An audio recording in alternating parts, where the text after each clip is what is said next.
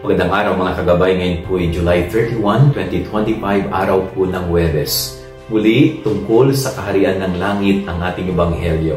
Katulad daw po ito ng isang lambat na inihagis sa tubigan at nang ito ay hilain at iahon, iba't ibang uri ng huli ang nandirito. May mga magagandang huli at meron ding mga pangit na huli. Kaya ihiwalay ang mga mabubuti at magaganda at ihiwalay ang mga pangit. Ganun din po sa buhay natin bilang mga tao. Pag hindi natin pinagbuti ang ating buhay, pag tayo ay hindi nagsikap na sundin ang itinuturo sa atin ng Panginoon, darating ang araw na mapahihiwalay tayo sa mga taong mabubuti at nagsikap sundin ang kalooban ni Jesus.